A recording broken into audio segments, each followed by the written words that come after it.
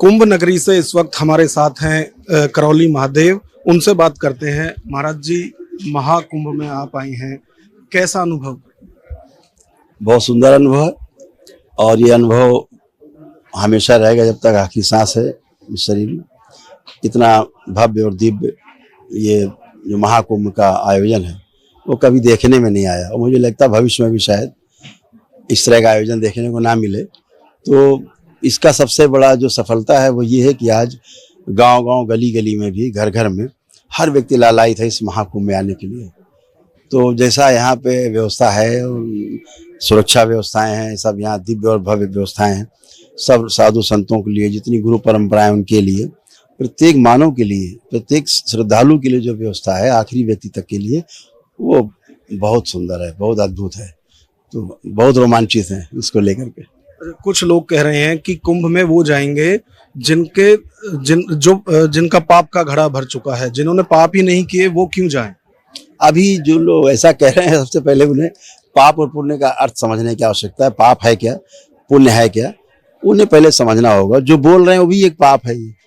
तो अभी उन्हें पाप की व्याख्या ही नहीं पता, कैसे करेंगे? जब पाप का अर्थ ही नहीं पता, व्याख्या कैसे करेंगे क्या पाप और क्या पुण्य है? हाँ, ना समझी में बोली गई कोई बात, ना समझी से सुनी गई कोई बात, ना समझी में किया गया कोई कार्य, पाप है। और कोई पाप अलग से कोई वस्तु थोड़े ना है, कोई जहर थोड़े ना है। आपके द्वारा ना समझी में किए गए सब कार्य पाप ही हैं। तो सोच समझ के बोला जाए तो पुण्य है।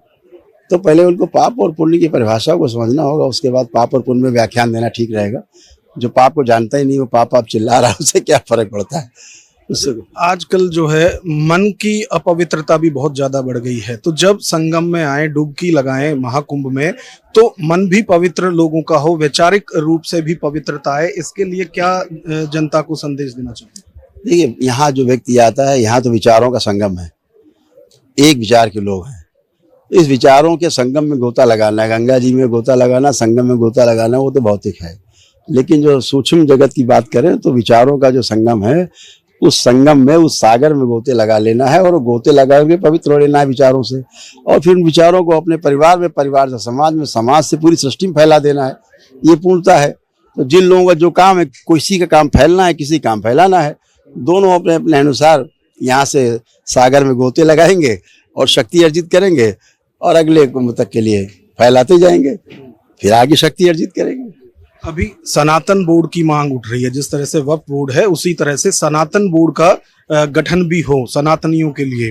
तो इसके बारे में आप क्या कहेंगे? अभी 27 जनवरी को ठाकुर देवकी नंदन महाराज जो हैं उनके द्वारा ये धर्म संसद बुलाई गई है, तो जो सनातन बोर्ड का मुद्दा है इस पर आप क्या कहें? ये सरकार का विषय है, ये सरकार का विषय, इस पे हम लोगों का कोई विशेष वो नहीं। इस पे सरकार को निर्णय लेना है।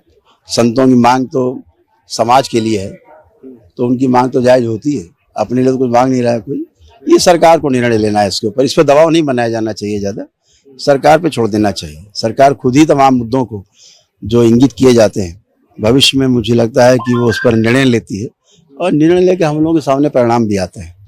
तो अपनी बात कहना अच्छी बात है। इसमें धर्माचार्यों की तरफ से ये कहा भी जा रहा है कि जिस तरह से वक्फ बोर्ड की तरफ से लगातार अब तो कुंभ की जमीन को भी वो अपनी बता रहे हैं, तो ऐसे में सनातन बोर्ड का गठन होना चाहिए। अब सरकार का विषय है ना, इस पे कुछ ना कुछ तो गवर्नमेंट करेगी ही। हम लोग पूरी तरह आशान्वित हैं कि भविष्य में कोई विवाद जमीन के ना उत्पन्न हो।